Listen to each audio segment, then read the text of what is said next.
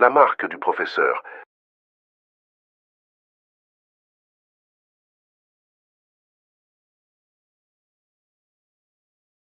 Chapitre 14.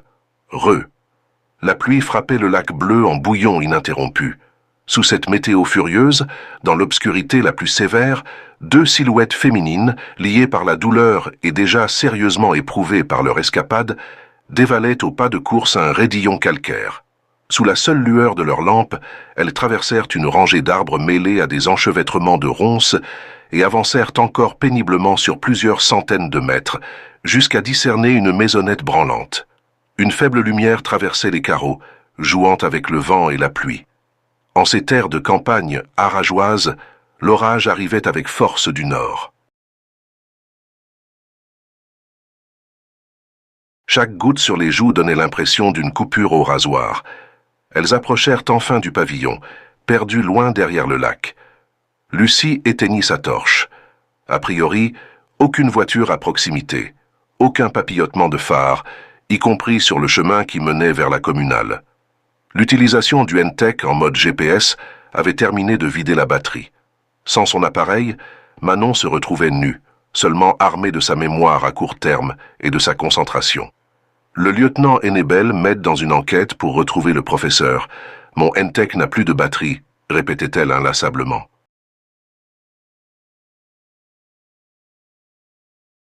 Elles se plaquèrent contre un gros arbre. « Je vais faire le tour, essayer de voir quelque chose depuis l'extérieur », murmura Lucie, en chassant de la main l'eau qui ruisselait sur son front.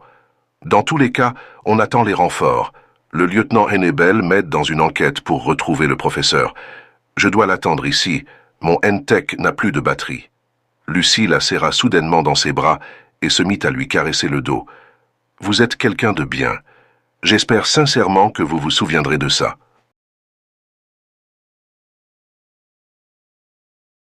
Manon ferma les yeux et répéta de nouveau. « Le lieutenant Hennebel m'aide dans une enquête pour retrouver le professeur. » Le cœur serré, Lucie l'abandonna et disparut derrière les rideaux de pluie.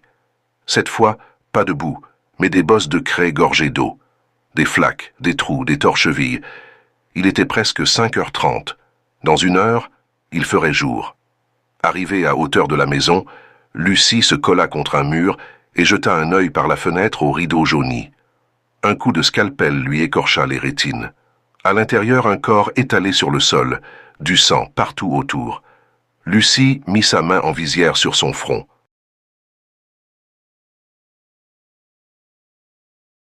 Cette surface blanchâtre pelliculée d'un voile pourpre, il s'agissait bien d'un crâne. Le crâne de René Dubreuil. La vieille dame avait été scalpée. Marque de fabrique du professeur. Les affabulations de Manon se précisaient dangereusement. Lucie se précipita vers l'entrée. Décidément, son arme lui faisait cruellement défaut. Porte non verrouillée, aucune marque de fracture. Elle ouvrit en prenant garde à ne pas contaminer la poignée avec ses empreintes. L'intérieur. Pas un son. Hall minuscule, carrelage en damier noir et blanc. Lucie entra prudemment, longea les murs afin de ne pas polluer la scène de crime.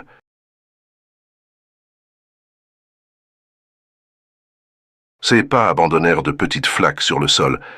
Elle sentit ses muscles se raidir. Puis le séjour. Elle se boucha les narines. Odeur de défécation. Une puanteur. La septuagénaire avait les chevilles ligotées. À côté d'elle, une feuille avec un texte imprimé et une ardoise d'école gribouillée de dessins et de chiffres. Dans sa main, une craie bleue. De ses yeux ne restaient que 2 globes laiteux, dont les pupilles avaient roulé vers le haut jusqu'à presque disparaître. Ses lèvres fendues de cicatrices avaient régurgité une mousse grise.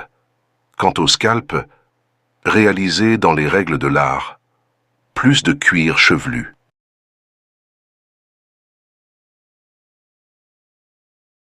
Ne se dessinaient plus que des continents de peau sur un orbe de faïence.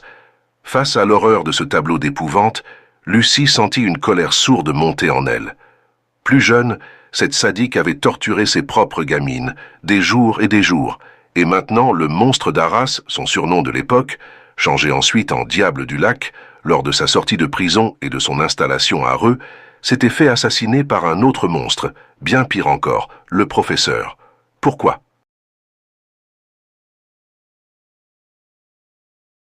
À voir l'état du corps, la blancheur des membres, la coagulation du sang sur le crâne, le décès semblait remonter au moins à la veille, et non pas à 4 heures comme le prédisait le message de la cabane. Lucie sursauta. Dehors, un éclair, presque immédiatement suivi d'un immense coup de tonnerre. Les carreaux et les murs tremblèrent. Elle s'agenouilla et, le nez dans son caban, observa attentivement le cadavre, puis la scène autour d'elle. Position de la victime, type de lien, déplacement ou bris d'objet, le moindre élément revêtait de l'importance.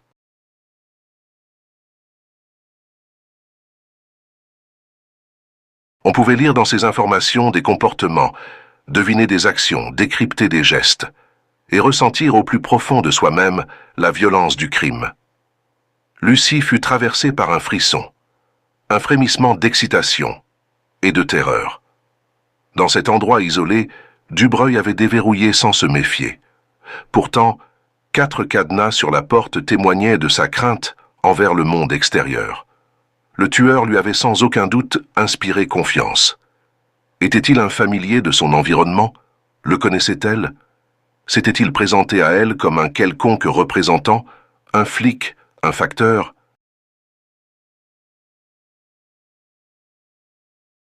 Il avait décidé de frapper dans un lieu où il était en sécurité, comme pour l'abri de chasseurs. Jamais de risque. Il aimait prendre son temps, se délecter de la souffrance de ses proies sans craindre la surprise d'une mauvaise rencontre. Lucie examina la corde autour des chevilles, pareille à celle de la cabane, à peine serrée ici, juste un symbole de domination. Je suis le maître, celui qui dirige la danse, et vous ne représentez que des objets jetables.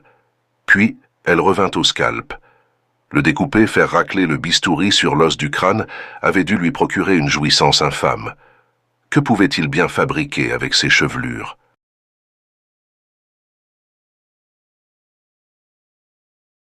Lucie regardait les annotations sur l'ardoise quand un nouveau coup de semonce, plus violent encore que le précédent, détourna son attention. Elle entendit la pluie redoubler à l'extérieur et pensa à Manon, seule dehors, sous un arbre.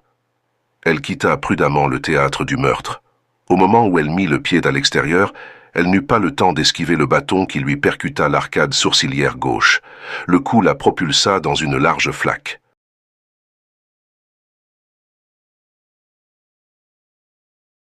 Elle hurla de douleur, tenta de se relever. Son manteau imbibé pesait des tonnes, alourdissant chaque geste. À genoux sur le sol, elle porta sa main à son front, la bouche grande ouverte. Quand elle se retourna, l'arme déchirait l'air, prête à frapper encore. Lucie tenta de se protéger, les avant-bras enroulés sur la tête, dans un ultime hurlement. À cet instant précis, des phares et des sirènes surgirent, arrachés à l'obscurité. L'ombre se retrouva piégée, aveuglée par un projecteur et braquée par 3 Sig Sauer.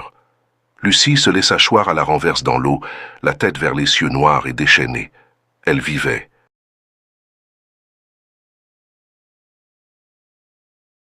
Que pensez-vous qu'il va arriver à Lucie après sa rencontre avec l'ombre menaçante? Sera-t-elle secourue à temps, ou va-t-elle devoir faire face à un nouveau danger? Partagez vos hypothèses et vos idées de titres pour le prochain chapitre.